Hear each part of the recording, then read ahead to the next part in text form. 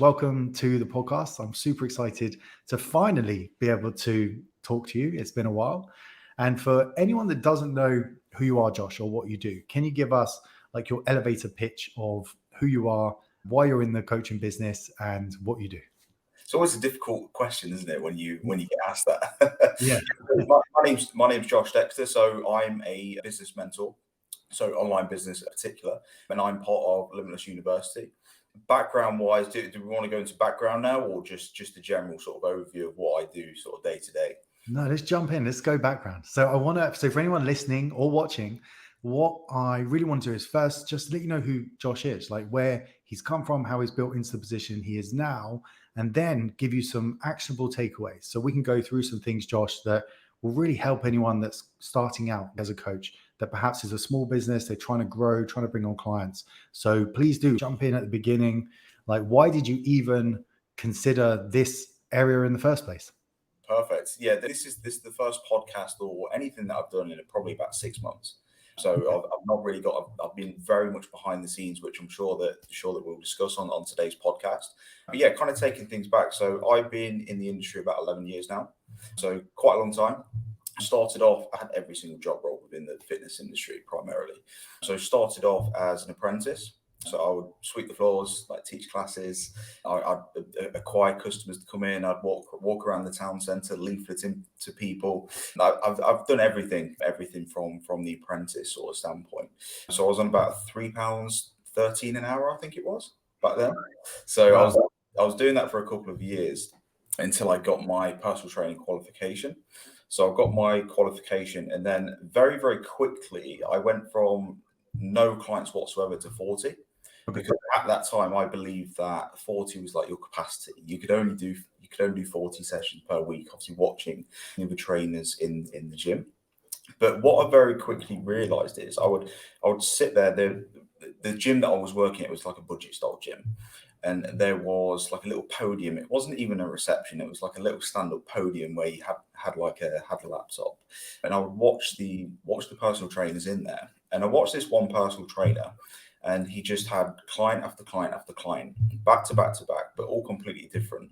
And he was just taking £30 like off each client, delivering the exact same session. Right. And that was my first sort of experience watching a quote unquote successful personal trainer. And I was like, well, if I just come in here with quality and a high standard and actually care about the clients, I could do extremely well. And then just by having the conversations with people in the gym, they would pay for their parking, they would pay for the gym membership, they would pay for PT, they would pay for classes. So I just combined them all into one. And I was watching a guy, Bedros Keuilian. I don't know if you've heard of him. No. But back then, he was like one of the early adopters of monthly recurring revenue within the fitness industry. Okay. It wasn't really seen. It was always pay per session or a block of 10 and you save a little bit of money. So I combined all of those costs that clients were actually spending their money on and packaged it into a monthly deal, and very quickly went from 0 to 40 because it was something that the people in the gym hadn't really seen before. And it also matched with the income that they had coming in on a monthly basis too. It kind of solved that problem. So that went very, very well. I was about 18, 19 at the time. So all of a sudden, from £3 an hour to starting to earn quite good money pretty quickly, which was quite fun. But then I had a little bit of a falling out with the owners of the gym because they wanted to go in a slightly different direction to what I was kind of operating within. So I thought, well, there's another gym around. I'm from Loughborough, so there's about 15 gyms in Loughborough. There's gyms opening up every single year. So I thought, well, I'll just move to another gym. Like my clients will come with me. Naivety. They didn't. They didn't. They were so used to their community. They were so used to their comfort zone within that gym. So I ended up losing pretty much 99% of my clients. I think 2 or 3 came over with me. Right. Still young at the time, again, still naive. So that's when I kind of realized, well, this is a weakness of mine. It's not necessarily the coaching now. Like, obviously, you'll still keep developing that. But my weakness is I can't sell, I can't market at this moment in time. So I thought, well, I'll get back into employment. And I got a job working for David Lloyd within sales. Anyone that's worked for a big corporate chain like that knows that it's hard work. this hard work in regards to the cold calls that you do. I was doing 100 cold calls a day, just repetition. But what that teaches you is it teaches you how to get better at the things that you're bad at, which was one of the things that I really wanted to do, because again, that was a weakness of mine. It was always my intention to go back to working for myself, but I just needed to make sure that I protected myself by gaining that skill set. So that was my thought process by going into that role. Is that just membership sales? Membership sales, yeah. Right, okay. So it was an eye opener. It was quite scary at the time, because it was going from the budget gym at $12.99 that I was selling like hotcakes when I was an apprentice. But that wasn't it. It was an easy sell because it was so cheap. It was just like, well, you get access to this 24/7 for $12.99. Pay here. There was no skill set. Whereas to go from that to then selling 1.5K up front for the entire year, like 19 years, it was quite scary. It was scary. And there was a lot of rules and regulations in place. You were mystery shopped every couple of weeks. There was like an 8-point commission checklist as well. So if you didn't tick every single box, you wouldn't get your commission. Like, it was very, very strict. Another example, if you walk past someone within 5 feet, you had to say hello. So from a consumer point of view, it taught me that high level of service as well as the sales and marketing side of things, which was pretty cool. But the thing is, with a gym chain like that, it's amazing for the actual customer, it's amazing for the client, but that's how strict it is from the staff point of view. So they're the kind of rules that they teach you. Long story short, ended up getting better at that skill set, obviously with that amount of repetition. Made the club about £400,000 in my second year there. So I was like, oh, I can do this. Like this is a skill that I feel like I'm getting better at now. So I wanted to go back into the hands-on personal training route. So there was actually a position that came up where I could manage my own personal training club with personal trainers and help personal trainers sell, market, fill out their books. And because again, that was my original passion. I ended up taking the role. I ended up moving away from that corporate lifestyle to then I'm like 21 years old running a personal training studio. And I was only in that position because of my credentials and my track record in regards to selling at David Lloyd. That was quite good. Like, obviously building that experience. Ended up moving to that gym. We had 6 or 7 trainers. It was a private community gym, but all of the personal trainers had their own personal training business within that sort of gym. So they're all self-employed as well as employed. And so that's the kind of model there. And they were paid for their hours that they actually did within the gym, but then they had their personal training business. Okay. So I was running the gym and mentoring. Mentoring wasn't even heard of back then. I was helping these personal trainers build their profile and build their businesses. And about a year in, it got to the point where the personal trainers in the gym were doing very well, like 30 to 40 sessions each and every single one. Like, the gym had started to grow as well. And I was sat there thinking, I'm getting paid about £20,000 per year. And I've helped all of these personal trainers just absolutely blow up. The gym's doing very, very well. It's not an affluent area as well. Again, I felt the confidence came in with that. I built that skill set because of the repetition at David Lloyd and with the personal trainers. And I guess I was holding back for quite some time going back to Selfreflection because I was afraid of failing in regards to the sales and marketing side. So I was just holding back and just waiting for that constant proof and recognition in myself that I can sell, can market. I know I'm good at my service. And it just clicked. And I had a conversation with my wife, and I was just like, look, can you just support the bills? Like, I need to do it. I know I can do it.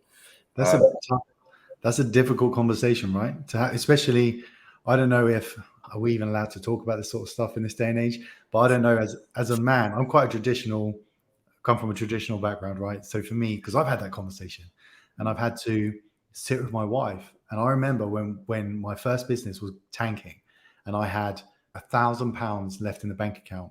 And I said to my wife, I was like, the conversation was along the lines of, do you want to support us? And I'll keep going and we're trying to make this work.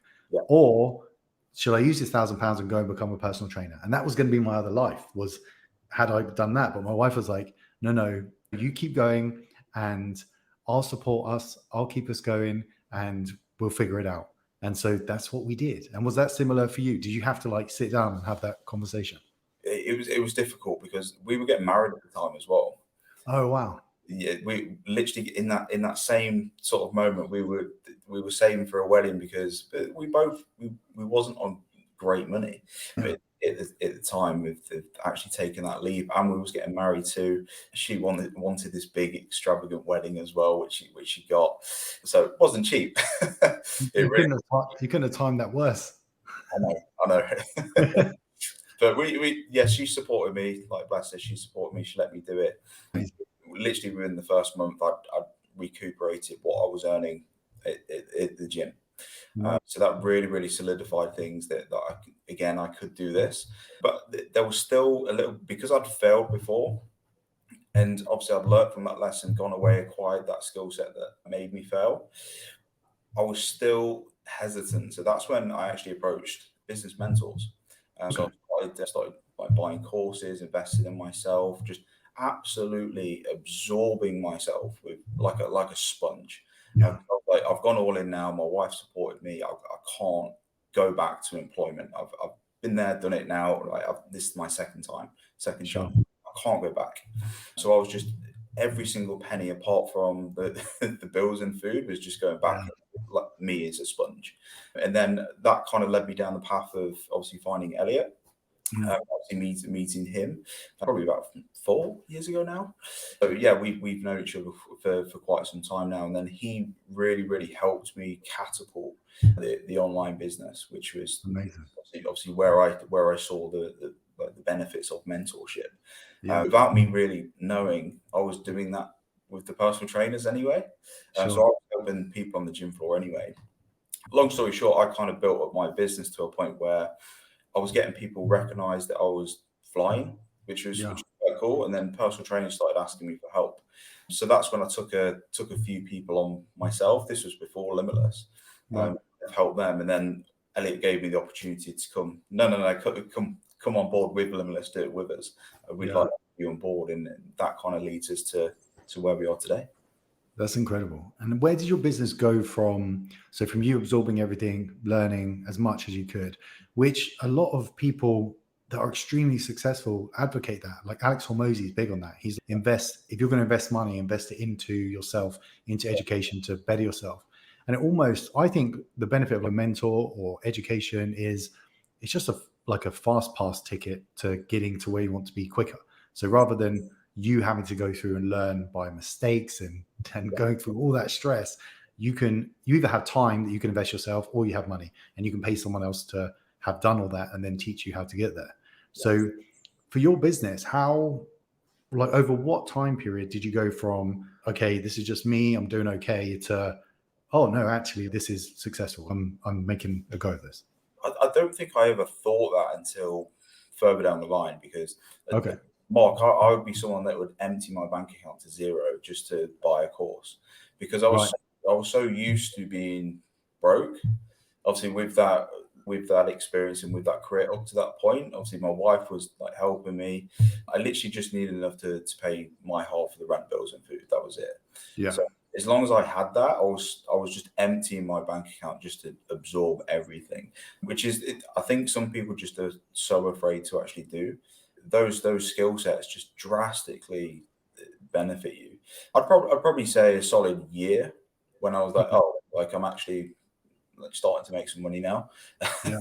after just investing so much, because it was just course after mentor after course after mentor that I was just investing in for that first year. But the recurring revenue from the online clients was just building and building and building in the background. And I guess that was quite good for me to know that, well, if I empty my bank account, I know this is coming in next month, I'll be okay. Yeah. So it was kind of like that sort of mindset. So yeah, I'd probably say about a year after. Okay. And do you, from all the different mentors and things that you did, were there any like aha moments where you were like, because I even have them till today, right? I'll be doing stuff or speaking to someone, and in retrospect, I'll think, yeah, that's so obvious. Like, why didn't that click at the time? But it took someone to tell me. And then when they told me, I'm like, that makes sense. Did you have many moments like that? Or was there anything in particular, like one thing you can remember that just really shifted your perspective on stuff? Yeah, There was quite a lot, to be honest, and I don't think you ever stop having those. Yeah. Even recently, I've invested about 10K into a course like the last few weeks, just to help with the knowledge side of things in regards to systems. I don't think you ever stop learning. If you do, it gets boring. Yeah. You always want to keep learning. You always want to keep having these conversations. Yeah. But I think the biggest thing was the mindset. So there was one day, for example, that kind of stands out. I signed up 30 clients in one day, just shy of 30 clients. Nice. But that was off the back of, I would take my experience from David Lloyd of cold calling 100 people per day. And then when Elliot was mentoring me, and he said, right, I want you to do outreach. So I want you to like reach out to X amount of people per day. Because of my experience, I'd just 10x it. Yeah. So whatever he told me to do, I just did 10 times more. Yeah. So I think there was a period where I was literally reaching out to 200 to 300 people every single day. Nice. Like in the direct messages, because again, like following wise, like I've never had the biggest following. I never really have them because I've always looked at following and I've always kind of been behind the scenes. I've always been a hard worker behind the scenes, which is something that I'm now going to start changing. I'm going to come out of the shadows a little bit more, Mark. But yeah, I think that was one of those like aha moments that you kind of mentioned there, because it was just combining all of the skill sets that I'd accrued into one thing that was my own thing, and then it just went like that. Yeah. It was the first sort of moment where it all kind of gelled together, and yeah, it was obviously a very successful day. What did you find most difficult throughout that? It sounds like one of the most difficult things was kind of, I guess, not self-limiting belief, but because it sounds like there was that fear of the first time it didn't quite go as I expected. So this time now I'm all in, I need to make this work. What was the biggest challenge for you in doing that? Yeah, it's going to get deep now. No, I think it's always been mindset. So the way that I've been raised like old school. So you open the door for your wife, you pay for dinner. Like I've been brought up in a very good generation that's quite rare now, which I'm super grateful for. But my parents were incredibly hardworking, but not entrepreneurial. Right. There's a massive difference between, in my opinion, someone that works for themselves and someone that runs a company. Yeah. Both of my parents work for themselves. Right. So incredibly hardworking. That's obviously been installed in me, but very, very closed-minded to change. So every single step of the process, I wanted to be a personal trainer when I was about 15, 16. Okay. Started training. Kids at school was asking me for help. I was like, I can get paid for this? Yeah. So I wanted to be a personal trainer like really, really early on. And my dad was like, no, silly move. Don't do that. You won't make any money in it. There's no money. Right. So I actually started as an apprentice accountant when I was about 16 before. Okay. Very different. Very, very different because well, a little bit of fear and respect for your father, right? Yeah. I kind of went down that route, and 9 months in, I stood on my own 2 feet. No, like I keep getting asked for help. I need to go and do this. So I had to prove him wrong. And then even when I went on my own, I had to prove him wrong. Even when I left the personal training studio, you got a stable job there, had to prove him wrong. So I think every single, there was always a little bit of doubt growing up until I actually matured. There was like, I hope he's not right. That kind of thing. So there was probably that element as well as the experience of failing the first time. Wow. Yeah, it's so interesting to have that. Like you're almost pressured to go into something else, but you're like that desire, that like bug inside where something just feels right to do it. I think sometimes people ignore that and aren't willing to take that risk to kind of push themselves to see like what is possible. Because, and I had this conversation, it's a little while back with Charlie Johnson actually, and he was saying like too many people are afraid, or no, not enough people ask the question of what if it does work out? Because people always, when they're looking at the future, they're thinking like, well, what if it goes wrong? And Charlie says, and I always say to people, like, especially if you're young, right? If you're in your early 20s or even late 20s, if the worst possible outcome is that you end up exactly where you are today, then why wouldn't you risk everything just to see? Because if it works out, then fuck, that's amazing. You're going to have everything. Yeah, exactly. And too many people are afraid of that. I guess I was quite lucky because I started to have a track record of proving my dad wrong. Yeah. Like even I'm obviously moving out to Dubai at the end of this year, just so I'm around, just so I'm a small fish again. I just want to get out of my local town and just feel like a tiny little fish again, and just start Yeah. absorbing more and more knowledge. So even with that move, like my dad is, we'll see how long it lasts. Fuels the hell out of me. I'm like, we'll see. We'll But see. I'll show you. I'm going to do it. Yeah, literally. That's good. It's been like that the whole time. And I can tell you, Dubai makes you feel like a very small fish in a very big pond. Like it's a whole nother level out here in terms of the game people are playing. It's unreal. The thing I really like though is that if you're entrepreneurial and you come out, I find that here people celebrate it. For me, like I think something I've noticed, and it could be personal experience, but I always found it very sad that in the UK, if I was having conversation with friends or even family members that are like things were going well, there would always be an air of like jealousy and resentment at the fact that you're doing something that goes against the grain of, well, no, you should work 9 to 5, you should get mortgaged up to eyeballs, you should be working all your life in a job that you don't really like to finally retire. And if you make something of yourself, in the UK, I always found that people were like, oh, well, you shouldn't be doing that. But in Dubai, people are like, there's 20-year-olds that pull up at gyms here in Lambos and stuff because they've got an incredible, successful business that they're running. But yeah, here really kind of humbles you. It makes you really kind of appreciate that there's bigger games to be played, like out here for sure. Yeah, I'm glad you've mentioned that, because that's exactly how I feel here. Well, me and my wife both feel the same. We feel like a black sheep. Right. Even with like friends and family members, they're talking about their fucking dog, their garden, their house, the shed that they've just put up this weekend. It doesn't stimulate me. I actually, without being horrible, I find it really boring. Yeah. I want to talk about progress. I want to talk about AI. I want to talk about the future, what's happening in the world. And Yeah. I won't share this on my socials, but I even had a conversation with a friend recently, and she told me that the entire company that she's working for is pulling in about 150,000 per year. The whole company. The whole company. They've got 6 members of staff. Right. And in my head, I wanted to say, well, you're not worried about that? Yeah. It's really not a lot of money to support all 6 of you and grow, especially after tax. Yeah. It's really not a lot. But then I find myself in situations like that where I'm just biting my tongue. Yeah. So I've started to distance myself from friends and family naturally. And I don't want to be doing that anymore. Like I said, like the last 6 months, I've probably been in the shadows, been in my own little world, my own little cave for a while. And that's one of the reasons I've kind of just isolated myself, and I don't want to be doing that anymore. So I'll take my watch off to go get my hair cut. Yeah. It's really not a good place when you work for yourself and you really want to be something in the UK. It's really not. Yeah, it's sad, like, because I went through very similar things. We have family members that come out to visit us here. We treat them right because if you have family members and you can do that, why wouldn't you? And so we treat them. They come out, have a great time with us, and they'll go back, and then they will get shit from their immediate family about the fact that we treated them. So if they come out like 4 times a year to Dubai, then when they go back, their family and friends give them shit. They're like, "Oh, going to Dubai again, are you?"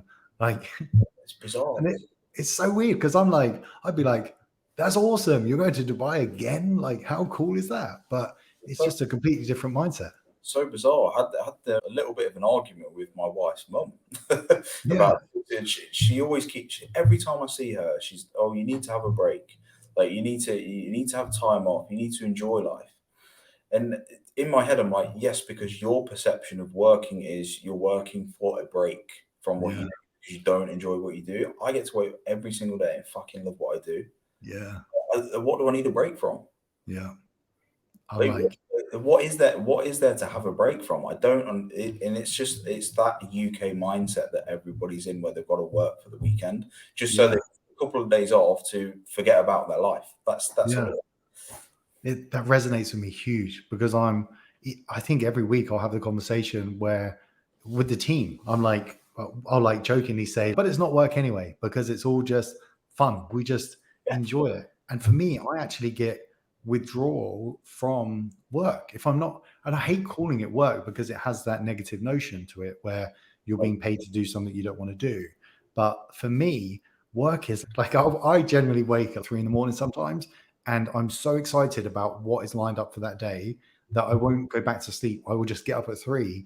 Like it's almost like a kid at Christmas. They know it's Christmas the next day, so they don't want to go back to sleep at 3 in the morning. That's me. I get up at 3 and I come down to my office and I'm like just so pumped to like start doing the things I know I've lined up for the day. Is the best feeling ever. Exactly. No, we're exactly the same. I'm exactly on the same page as that. It's such a nice feeling that like the family and friends and the people in the UK, they will just never ever understand. Yeah. And because to them, all we do is work. Oh, Yeah. I can hear them. Oh, all Josh does is work. Yeah. It's not work. It's fun. Like I get to wake up every single day and like I love what I do. Like it's hard Yeah. I can't explain that to them. It's bizarre to them. Do you find that like with so when you have people that come in or inquire on Limitless and then they come in, they want to be mentored, does every single person have that's coming in to want to be mentored? Or do you have some level of like time period whereby for some people you have to coach them into that understanding of being able to work in that manner? Yeah, everybody's different. Everybody's different. That's why we work one-to-one. Well, yes, we have our community work, but we work once. That's one of the reasons. Every single person that comes in has a completely different starting point and different end destination. That's why we have calls specifically around mindset within Limitless as well, for those people that want to develop. Because we get people that come in that want to develop that mindset, which is pretty cool. Yeah. Like they're coming from a background where they've been employed, or they might still be employed, and they're trying to grow their business on the side to overlap it. So yeah, it's not a one size fits all. It's completely individualized, each and every person that comes through. Interesting. And I kind of want to get to the bottom line of something as well, because I often, like with social media, especially, and with business and seeing people that are very successful, I sometimes feel that there's a perception that to achieve that is like one magical thing that you're like, so if someone sees a great physique online, they think there is one magical thing that this person is doing that I'm not that leads them to get the physique. And it's not. Like for a physique, generally that person has put in the sets, reps, hours, minutes, they've managed all their meals behind the scenes, they've done all this stuff. And now you're just seeing the product of all of that hard work over a decade. Yeah. And so I don't want people to get the wrong idea of like mentorship as well. So I want to ask, presumably there is hard work that people have to do. If you want to grow your business, let's say I've got 300 followers on social and I'm starting out, I've got 15, 20 clients, but I see all these other people that are like managing lots of clients. They've got mentors, they're in Limitless. Like I see posts of this person went from 3K to 20K and I see that and I want to do it. How hard is it? And what is that process for someone? What does it look like in terms of like a roadmap, if you like? Yeah, it's person dependent. So the best way that I can explain it, going back to what I told you about my background, I didn't have the sales and the marketing skill set. So I look at businesses collecting Pokemon cards. Okay. Let's say you've got a sales card, let's say you've got a marketing card, let's say you've got service card, system card, retention card, list goes on, right? Every single component of what you need to be doing. We look at what cards are missing for that individual, and then we focus on those things.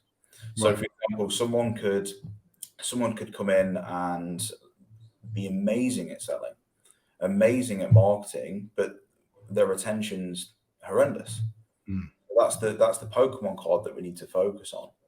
So that's how we look at things. And again, there's no one size fits all. Just looking at me, the Pokemon card that was missing for me was the marketing card and the sales card. So I went and acquired that skill, which allowed me to collect the cards that I actually needed. The one that's missing for me right now was personal brand and awareness for myself. So that's the card that I'm actively chasing now. And that next Pokemon card. And I think you only truly become successful when you collect the majority of them. Not necessarily all of them, because you can delegate certain roles out where you collect that Pokemon card, but someone else is doing the role. But as long as you work towards collecting as many of them, that's how I personally look at it. So when a new mentee comes in, for example, we will be super honest with people. If a new mentee comes in, they've got no Pokemon cards. Like we're business mentors, we're not there to teach you how to be a good coach, for example. Sure. We would advise go away and perfect your craft, like get some hours on the gym floor, start working with some clients for free, get some experience, good at what you do. Collect that card, then come and speak to us, and we can focus on the rest of them. So that's essentially how we sort of run. So there's an element of like self-reflection and identifying those, not necessarily weak points, but areas that need further work in order to improve so that you get to the level that you need. 100%. And we do that in the initial call that we actually have. Like before we take anybody on, we will analyze that, ask the questions, get that person's background, experience, everything before we even say that we can help them. Because there's some people that we genuinely can't help until they've collected 1 or 2 Pokemon cards. That keep using that analogy. There's some people that we genuinely can't, which is absolutely fine, but then we can further down the line. And how important is outreach? And I ask this because I've got a good friend whose social media is great. Like they have loads and loads of followers, really good engagement, high interaction, but their coaching business itself is okay. It's not at a level that I know they want it to be. But they don't want to do outreach. They see it as like salesy and they don't want to be that person. Is like, how important is that? And how do you suggest people frame it to make sure that it's genuine? Yeah, I understand the skepticism because I think a lot of people are. It's funny now because outreach was always frowned upon and now everyone's doing it. Yeah. But it's something that I was doing ages ago. The only change that I would say that's happened over the years is people are more and more skeptical when it comes to outreach and put off a lot more.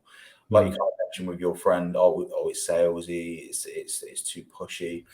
Now, I look at outreach as in a completely different way. It's not selling, it's connecting.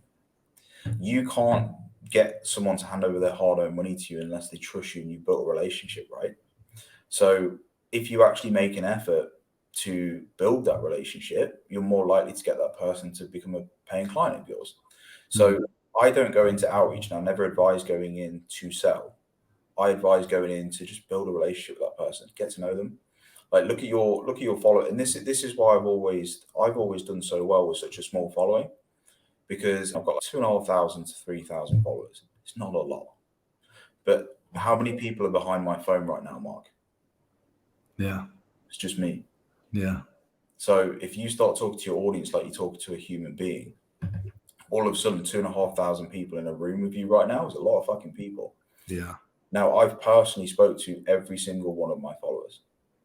That's amazing. That's the difference.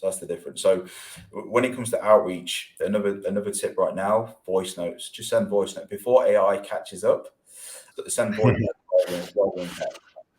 I'm sure we'll stop pitching on AI soon. But voice notes over text, like, so people are aware of virtual assistants now. Like, they're not stupid. So if you can make things as personal as possible, really, really make an effort, build a connection. The sales will come as a byproduct, but don't have that in your head when you're doing it. I think that's really important. I think the biggest thing, like when I talk to people like coaches with kahunas, and some people who have like thousands, they might have a larger business model with a lower ticket item or something. And so they're pitching to the masses really. And I talk about building relationships with them, like with kahunas and everything.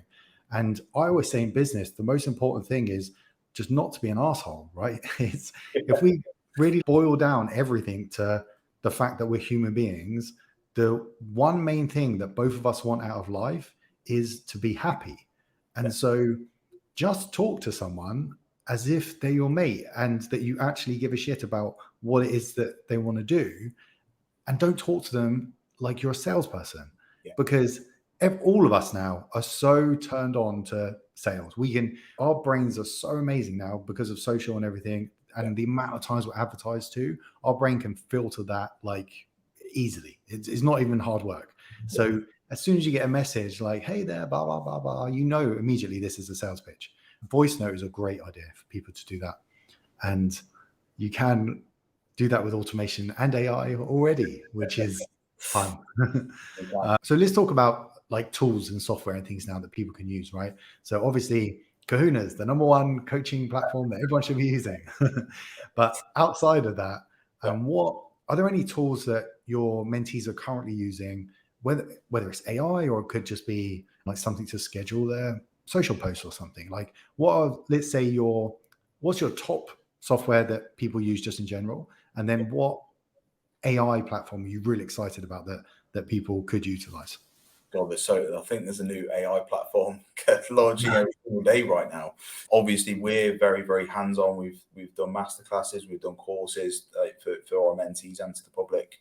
We're trying to be so ahead of the game with AI because it's like the internet's just been launched again. So obviously, the importance of AI. We've had conversation too, but again, person dependent. So the way that we look at AI at the moment is something to work with you, not for you. Yeah. So, for example, if you're creating content and you're spending hours and hours and hours chopping down a long form video into short form, a software called Video do it automatically for you within 5 minutes. So it's something that you were doing anyway, but then you're utilizing AI to just make you faster, make you more efficient. And that's how we're looking at AI across the board anyway. Things like obviously ChatGPT, everybody knows that's the most popular one. Niches, I would argue, is better. It's just got more features to it. Midjourney is very good for like brand design, brand awareness. We actually went through a logo software the other day on one of our master classes. We went through like an example of a suite business that's called Squiggle Gyms. It actually created a logo, created a website, created a branding pack, everything.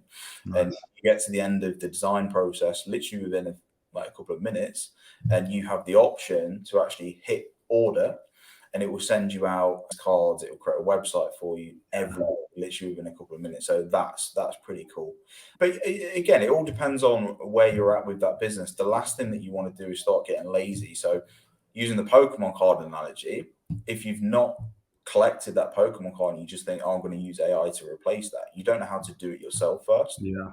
So if you don't know how to do it yourself, you don't understand it, I wouldn't recommend using AI for it. Use AI to make you more efficient with the things that you're currently doing to save you more time, and then you can like leverage that time into the areas that you need to. So that's where we're looking at things across the board. Yeah, agreed. I think video AI is outstanding for what it does. I think it's incredible at this stage of AI for it to be able to be as accurate as it is in like chopping up videos for you. Saves huge amounts of time. Our team use it every day, and it's like for all of us. So this prime example, this podcast right now will go through that system, and it will very accurately pull out like 10 clips that we're able to use on social media then, which is a huge time saver. There's so many advantages. Synthesia is probably the one that I'm scared about. Yeah. It's a good one. You can get your own AI avatar created by them. I know. That's what I'm scared about.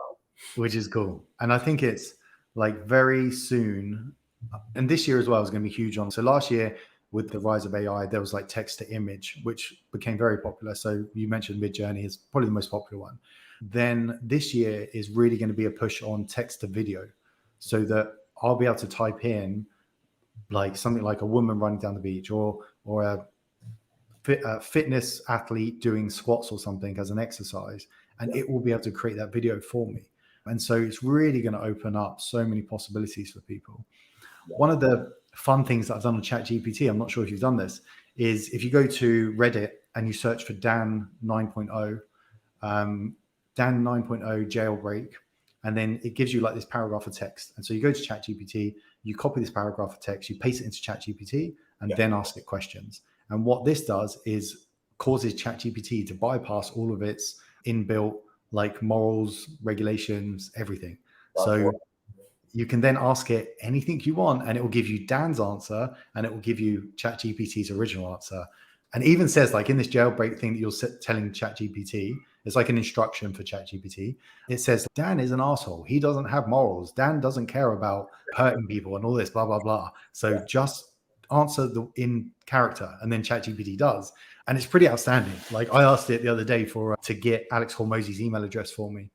And it gave it to me, and I'm pretty confident in it, but I think it's one of his old ones. It was because he used to have a gym system. No, what is it called? I can't remember. His gym business. Gym launch, yeah. That was it, gym launch, yeah. So it came out with the framing of his first name and everything with gym launch, which is probably accurate, but outdated now. But it's super impressive to see that. And I also saw auto ChatGPT. Have you seen this one? I've not seen that one. We've tried to come away from ChatGPT as much as possible, because that's what everybody knows. So we're trying to learn every other that's there. No, I've not. Yeah. Also, GPT is cool. It's essentially ChatGPT built as it uses ChatGPT API. It's built as a little software package for Windows, and you can ask it to do stuff, and it has full autonomy of your whole computer system. So I could, for instance, ask it, and I can give it like conditional statements of what I want it to do, but I could say like on Google and find 10 different ways to do whatever, and then it would use my browser. So it uses software on my computer and it controls it to then go and do what I need it to do.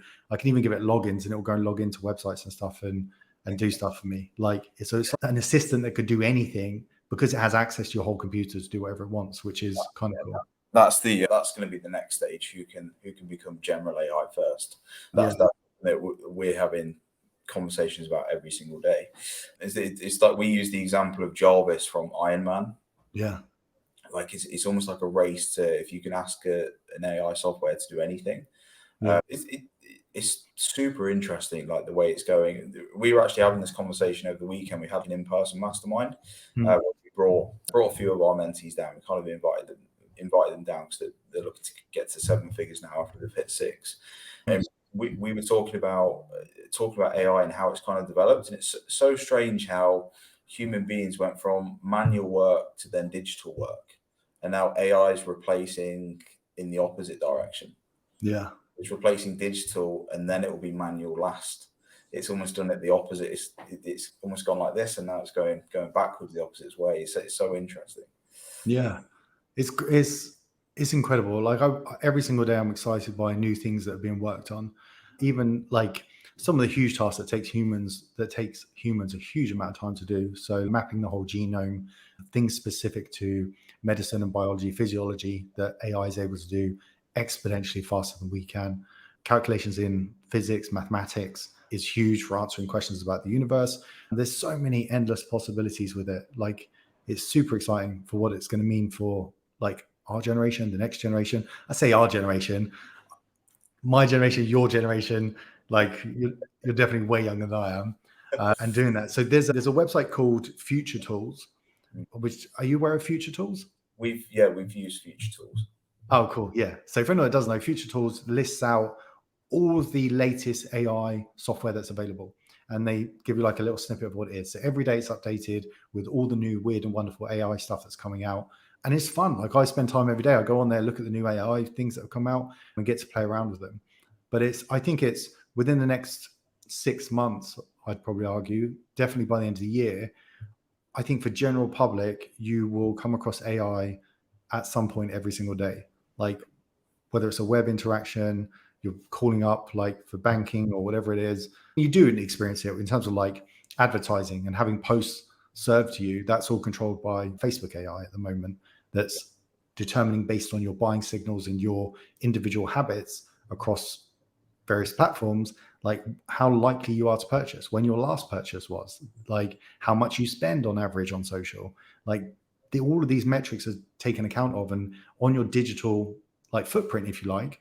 And so we're served up by AI every single day, but I think it's going to become a more apparent thing, even in places like McDonald's and ordering food and like various different things over the next 6 months. Going way off topic, of course, because we're supposed to be talking about coaching, but I love AI like you do. We've got, I don't know if I can say this, but we've actually done a mini documentary that will be coming out pretty soon, where we've used AI to create every single component of a company and acquire its first client. That's amazing. From start to finish. And we've used obviously AI software for everything. There's not a single thing that hasn't been touched by AI in the development of that. Obviously, apart from the human touch to actually make it work, which is mind blowing. That's so cool. Does the first customer, do they know that it's all AI, or they do? Yeah. That's so cool. We're not going to roll with it. just to show the possibilities of what can be done. So that'll be really interesting when it gets launched. I think you have to let us know when that comes, because we'll post that out for everyone so that they can see it. And I think really that's a really important thing that you said earlier about AI, which is that it's not there at the moment to replace what you're doing, right? And I think actually, when you think about all the industries that can be affected by AI, I actually think that coaching is probably never going to be replaced. And the reason I say that is because one of the reasons people like a coach is because of that human interaction. It's why if I had a like for like coaching service from this person or that person, Yeah. I would choose who I'm going to go with based on my relationship with them and how much I trust them and how much I feel like they're going to be the person to get me the end result that I'm after. And so for coaching specifically, AI is going to become really important in helping every aspect of what you're doing become way more efficient. And so we're really looking at towards the end of this year, beginning of next year, rolling out AI systems that are going to allow people to analyze massive amounts of data from your clients without you sitting there and doing it. So imagine like all biometric feedback coming from your watch or your wearable, whatever it is, and that's coming into our system. We can benchmark that against all the other users in the system, and we can identify trends and habits so that you as a coach come to your dashboard and you'll be able to see, our AI would have been able to predict possible outcomes for your client. So whether they're struggling with something, their sleep's bad, or they're going through like a rough patch, or perhaps they're doing really well, you'll get these like indicators, and that will then allow you to make decisions. And like you will guide exactly, well, you will choose the direction to take, but the AI will just help you cipher through all that data so that you become exponentially more efficient at your ability to do your job. Love that. Love that. Yeah. Yeah, I think more face-to-face interaction and having that personal touch is going to be super important. We're actively doing that. We're having a lot more in-person meets. We're really making an effort to see people in person. And I think touching on the fitness industry side of things, face-to-face training will probably come back because Yeah. because again, AI is replacing from digital all the way down to manual. So that manual aspect, the in-person things, will probably be the things that humans will like cherish and really really want a lot more than the digital side of things. So if you can start hybriding the two, yes, obviously work online. You like a lot of people have built that freedom that they want, but the more that you can physically see your clients in person, the people that you're working with, it's only going to benefit you. Yeah, I agree. I think that the human connection is going to have more value as time goes on because of how autonomous everything's going to be. And it's the trusting, right? It's the reason why we still need a pilot to be in a plane, is because the plane, we have the technology now that a plane can do everything without a pilot, but nobody's going to put a ticket on that flight because we as humans have an intrinsic trust with each other. We want to meet people, we like people like us, and we want to feel like we're part of something. And so your value as a coach becomes way more important as time goes on because everything else in someone's life is going to become machine based and automated. I So that agree. human connection is huge. Yeah, I completely agree. It's a really interesting landscape we're heading into over the next decade. Can you imagine in 10 years' time what it's going to be like? I was having this conversation with one of our mentees. Actually, we're actually in a really good generation. We're quite lucky in respect to the time that we were born, Yeah. because we were born in an age where technology was just creeping in, but we still had the childhood where like our parents and our grandparents did. But now we're so used to, and I think we're so accustomed to change now. So if there's a new change, we kind of take it, like we Yeah. adapt to it quite well. Whereas if like when the internet first came about, it was huge. Yeah. Huge. It wasn't even around. It wasn't a thing. People were neglecting it. They were saying, "Oh, no, it won't work." Whereas now we're so used to change. I'm old enough to remember playing Snake on my phone, but I'm older than that way. now we've got AI coming into place. But we're so accustomed to change and we're so open-minded. I think that's only going to benefit us. I think the people that are really going to struggle is the generation before us, because Yeah. things are changing so quickly now. The younger generation is actually going to be like smarter than us. We should listen to that. There's 8-year-olds making millions on YouTube. Like Yeah. that was impossible back in the day. That was it was unheard of. You wouldn't even fathom that. So I think we're in a very very lucky generation in regards to the time that we were actually born. Yeah, for sure. I agree. And I think exactly that. I'm so excited for the next generation because I think about my generation and the fact that we were able to create so many things, like from science fiction, from fantasy. It was literally These things didn't exist other than in science fiction, and they were created when you consider what the iPhone is and the full capability. When you really think about what you have access to on the iPhone is insane, and that was created from nothing. Whereas now, because we're in this digital like growth period that we're going through, the kids of today are growing up with that technology as like their base point to develop ideas on. Like the base point to develop ideas from on when I was a kid was like plastic action figures and stuff. Like we didn't get a PC, and well, we didn't have the internet or PC or anything until like late 90s or something. And so I remember my He-Man doll. yeah, I had that. I had He-Man, Thundercats, Thunder Mountain, like all that stuff. I remember all that. And so off of the back of that, all of this incredible technology was created. And so the generation today, imagine, I think about my nieces and nephews who are like between the age of 4 and 8 years old, and just the world they're going to live in and what they can have access to, and the possibilities that they will be able to deliver are just, I can't even comprehend it, like in terms of what's going to be possible later. It's crazy. We're going to go in our lifetime. How old are you, if you don't mind me asking? This year I'm 40. 40. Okay. Yeah. We're only about 10 years apart. It's not that much. You don't look anything like 40, Mark. Oh, thanks, John. But we're in a very lucky generation where like I was probably the last of your generation, I would say. I think after I'm 27.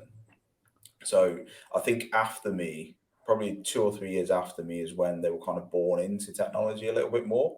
Yeah. But I was probably the last of every single summer. I would just play football, be out on my bike, just exploring, like grazing my knee and coming home. Like that was, but it's so cool to be raised in that generation. And by the time that I pass away, like we could be living on Mars. It's such an expansive change that you wouldn't have even thought was possible when we were kids. And I think that's such an adaptive and developed sort of generation, which no other generation will be able to experience, which is cool. And you said pass away, and I don't think that you will. I truly believe that I won't.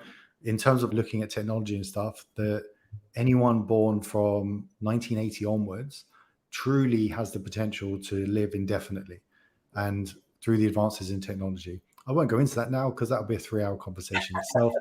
But I agree with you.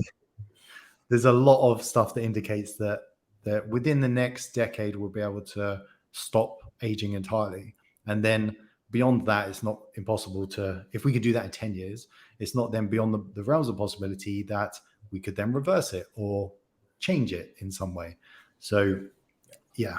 But let's get back onto track to some things. So one of the questions I did have, which I have no way of linking our current conversation into this, so we'll just jump into it, is how important is it for someone on social to build an external presence? So a lot of people focus solely on Instagram, I think is probably the main one. And obviously TikTok's huge if you're slightly younger or have a different kind of personality you're getting across for your audience. But how important is it for me to develop like a newsletter or an email list or something like that? Incredibly important. It's like having one income stream.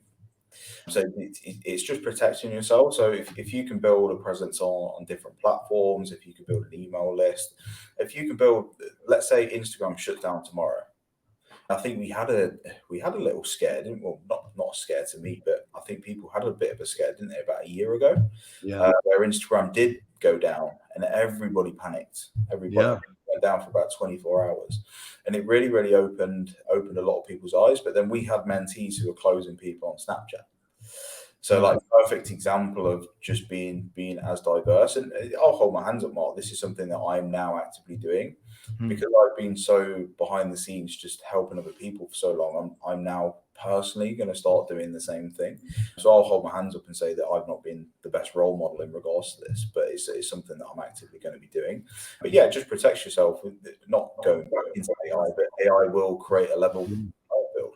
So if you've not diversified yourself, built your personal brand, then there's no way to really stand out. So it's super important, very important. And we do, you're right, with AI as well. So for example, I'll tell you just straight off the bat, and for anyone listening, like our video creation and then publication, I guess is the right word, like process, is that we, from this long form content, now this will be put into an AI. It will chop out clips up to a minute long that we can use. So at the moment, the human thing we have to do is take it between each different service. Yes. So each one is AI created. So the first one's AI.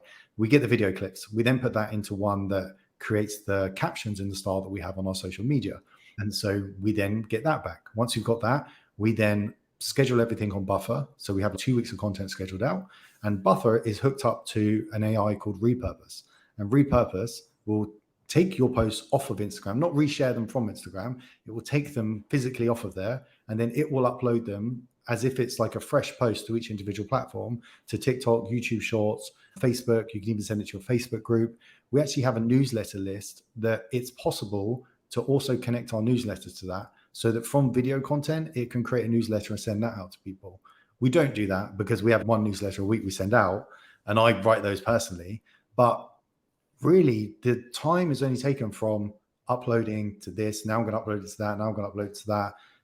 But for one long video, you have enough content and get this all scheduled with AI for a week at least. Yeah. And it's incredible how you can do that and be genuine and authentic still. Yeah, and I think it's, when it comes to content creation, I'll speak to a mentee about this. Some people struggle, even I do. I struggle creating short form content just off the bat because it's not my personality. I love having in-depth, lengthy conversation. Like, I find it's against my personality. So you could argue that you're actually kind of like faking who you are a little bit to inject energy into a 30-second video, like personally. Now AI gives you the ability to speed up that process where we can have a conversation like this that suits our personality and then crop it up into that short form content that creates awareness. So it's exciting. It's very, very exciting that we can now utilize tools like this. Yeah, I agree. And how long do you see any like long-term decline with Instagram because of AI and stuff like that? If your sole focus right now is 80% Instagram, but you're also doing the extra little things you need to, do you, like, as a personal thought, think that Instagram will always be around, or in the next couple of years, can you see it changing completely? What do you think about it? In my opinion, Instagram isn't unique. So if you look back to what Instagram is and what it's done in regards to its development over the years, first of all, it started off with photos. Pinterest was already around. Then they introduced stories. Snapchat was already around. Yeah. Then they introduced Reels. TikTok was already around. So in my opinion, if you look at the development of Instagram, it's never really been different. They've tried to incorporate, this platform is very, very popular. Let's integrate this feature to our platform. And they've just tried to become this all-in-one platform. In regards to the future of that, I don't know where it will go, because it's never really been unique in the first place. It's just been a platform that everyone's adapted to because it is an all-in-one platform, in my opinion. Yeah. But it's still, at the moment, in regards to personally speaking to people, it's still the daddy. I mean, like, talking to people on TikTok in the direct messages, the trust just isn't quite there yet, whereas it obviously is on Instagram. So in regards to actually connecting with people on a personal level, Instagram still, and Facebook, still the best. But yeah, in regards to the future, it's a tough question, because just looking at their track record, that's, in my opinion, that's what I've seen and that's what they've done. Where they go in the future, I have no idea. If metaverse pop off, they'll probably start to do something along those lines, or if TikTok develop something new, they'll copy that. So they'll just probably continue to copy the development from other platforms. And so if we focus on Instagram, the only reason I'm focusing on that is because I think it is an all-in-one, and I think that most people utilize that for their business that I'm aware of, for like fitness and bodybuilding. Right. Do you have like a set rule or strategy that you implement with people in terms of posting schedules? So, for example, should it be one post about you, your life, one post about client's testimonial, one post about something of value like exercise or something someone can do? Do you have a structure that you follow? Probably not like a fixed structure, because it's person dependent, but you need to make sure that you remember that your platform's not about you. It's about who you're trying to help. So a lot of the people that we get that that come on board, they're posting about their personal journey, like them, their physique. No one, that's something horrible, no one cares.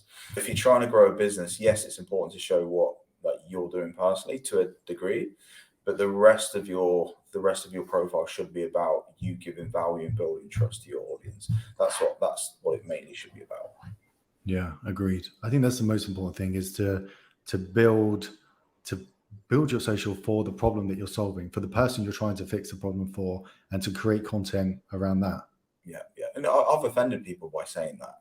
Yeah. When we've analysed accounts, and like we've had some like the top bodybuilders, let's say, and I'll say that they're so disheartened and so offended because they've been training for years and years and years, but then the business isn't growing.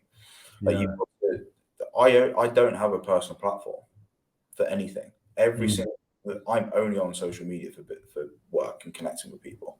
Yeah. Like, I don't have a personal platform where I've got like photos of me and my wife on a beach. Yeah.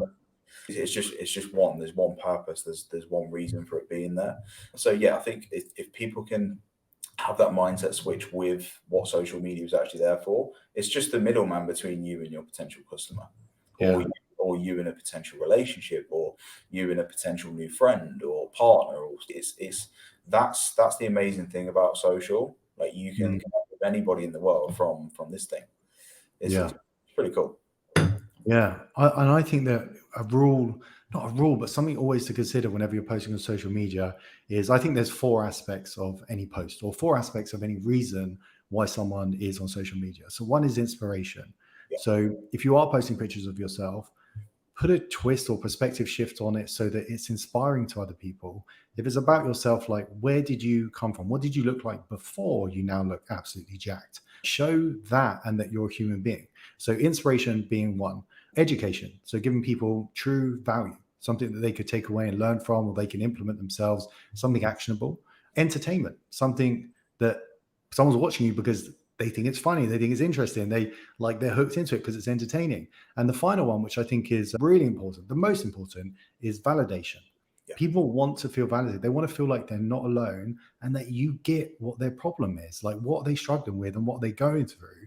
And they want to be able to resonate with that with you. And so I always think I think nearly every post on social can be categorized into those 4 things.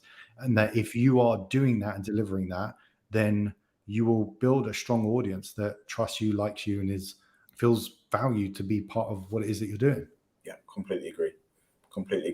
We look at things from a trust building exercise as well. So you look at short form content, you're not going to be able to build trust with that, but you can get eyeballs on it. You can get awareness for you and your brand with short form.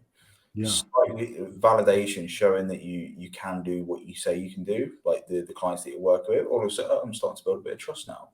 And then you can go a little bit more in depth. You can get on a bit of a longer YouTube video, let's say 10 minutes. I'm starting to build a bit of trust now. And then if someone's got the capacity to sit there and listen to this entire conversation that me and you are having right now, they trust us. Because you're not going to sit there and for an hour, 2 hours, and sit there listening to a podcast with someone that you're not interested in hearing.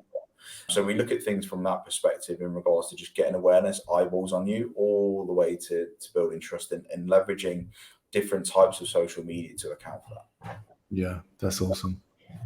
Josh, this has been an amazing conversation. I'm so grateful for your time to do this.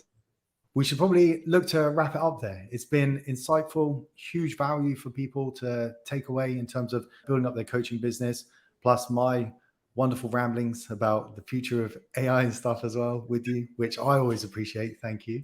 But where can people find out more about you or get in contact with you? Yeah, so short form content, Instagram, Josh Dexter _, YouTube as well for longer form content. I am on TikTok. I am starting to build a bit more awareness on there, but mainly YouTube and mainly Instagram. Awesome. That's fantastic. Well, I really appreciate your time, Josh, and it'd be great to do this again one day.